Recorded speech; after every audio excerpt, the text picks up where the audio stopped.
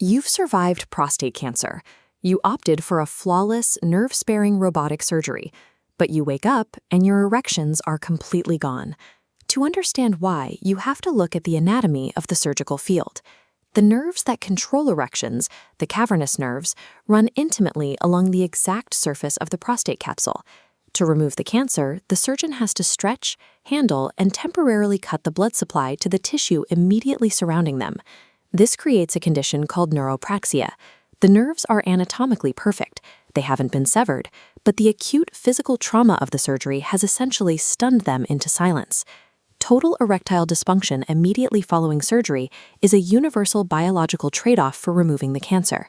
The nerves simply shut down, and they need time to wake back up. The problem is that most patients expect this recovery to take a few weeks. Nerve biology operates on a completely different timeline. This chart maps erectile function over 2 years. The bright line shooting back to normal by month 1 is the expectation. In reality, it drops to 0, flatlines for 3 months, and only begins a shallow climb toward the 24-month mark. The math behind this is rigid. Human nerves regenerate at a rate of approximately 1 millimeter per day. Because the cavernous nerves are 10 to 15 centimeters long, full biological recovery takes months to years. This creates a critical dilemma. You cannot simply wait passively for 24 months. If you do not actively intervene while the nerves slowly heal, the tissue inside the penis will suffer irreversible damage. Without regular, natural erections, the smooth muscle cells inside the penis lose their daily supply of highly oxygenated blood. Starved of oxygen over several months, those smooth muscle cells die. They are replaced by rigid scar tissue in a process known as fibrosis. Once that tissue scars over, the penis loses its mechanical ability to expand, meaning even when your nerves eventually heal, the physical structure will no longer work. This makes early penile rehabilitation a biological requirement. The goal of rehab isn't necessarily to force penetrative sex right away. It is a mandatory maintenance protocol to keep the tissue alive and prevent permanent scarring. We can evaluate your options on this matrix chart comparing efficacy against effort. Your first-line defense is daily low-dose PDE5 inhibitors, like tadalafil. They artificially increase baseline blood flow. Early on, their efficacy for firm erections is low, but the daily effort required is moderate. The trade-off here is a commitment to the routine. You must take a daily pill and absorb the cost for 12 to 18 months, accepting that it is strictly a maintenance strategy for your tissue, not an immediate fix for intimacy. Looking at the second row of our matrix introduces the vacuum erection device, or pump. It uses negative pressure to mechanically pull oxygenated blood into the penis. The effort is high, but the efficacy for preventing tissue scarring is moderate to high. It's an excellent, non-chemical way to preserve tissue, but the trade-off is significant. It demands a rigid, daily routine and relies on a base ring to hold blood in place, resulting in an erection that is functional but anatomically cold. Now look at the third option on the matrix, intracavernosal injections. By injecting medication directly into the penis, you completely bypass damaged nerves.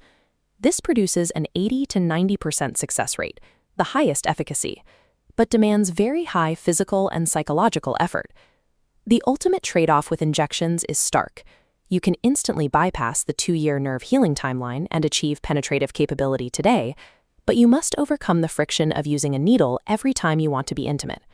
Beyond the mechanical treatments, you and your partner still have to navigate the sensory and relational reality of physical intimacy during this massive recovery gap. The good news is that the sensation of climax is preserved for most men.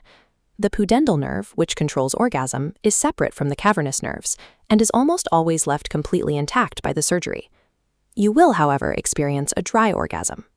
Because your prostate and seminal vesicles have been removed, your body no longer produces any seminal fluid. Early in recovery, about 20 to 40% of men will also experience climacteria, a temporary leakage of urine at the point of orgasm. This is a standard physical response that typically resolves as your pelvic floor heals.